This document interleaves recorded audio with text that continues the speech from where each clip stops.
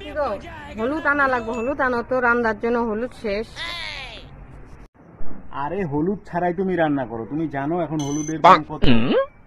হলুদ দিয়ে রান্না করবার চাইতে। হলুদের দাম কত হয় হোক, আমি পয়সা দিতেছি, নিয়ে আসো গা, যাও। আচ্ছা ঠিক আছে। আরে পাগলি, খালি পয়সা দিলে হবো না, তোমার সোনার মালা চুরি কঙ্গন যা আছে সব আমার কাছে জমা দাও, তাও হলুদ পাওয়া যায় কিনা সেটা বাজারে টোটাল ঘুরে দেখা লাগবে। হলুদ এখন সবাই ব্যাংকে রাখতেছে, ফিক্সড ডিপোজিট করতেছে, হলুদের জন্য বলে পয়সা দিলেই বলে হলুদ পাওয়া যায়। কি কো, হলুদ ব্যাংকে রাখতেছে মানুষে, হলুদের এত দাম? তাহলে কি হলুদ দিয়ে আমরা রান্না টান্না করবো না, এত দাম? আরে হলুদ এখন সোয়া হা করে তরকারির উপর দিয়ে ঘুরিয়ে দিবে, তাইলেই রান্না হয়ে যাবে। জানো না এখন হলুদের ট্রেন্ড চলতেছে, বাজারে কোনো জায়গায় হলুদ নাই, হলুদের কারাকারি শুরু হয়ে গেছে।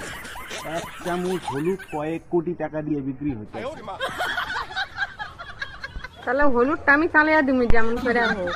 তুমি একটা কাঁচের গ্লাস আনো তো, দুধ খাওয়ার গ্লাস নাই কেন? আবার কাচের গ্লাস? শালা হলুদই কিনবার পারতেছি না, আবার কাচের গ্লাসের কথা কইতেছে। এই তোর মধ্যে কি আমার সর্বনাশ করে ফেলাবো?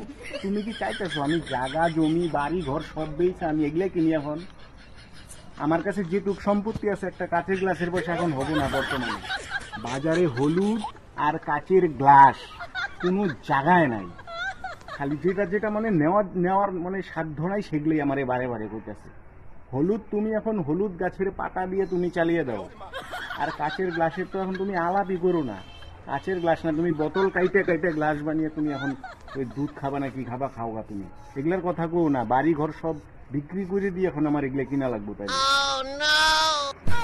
কাচের গ্লাসের এত দাম? বাবা, জমি জমা বিক্রি করে কাচের গ্লাস আনা লাগবে?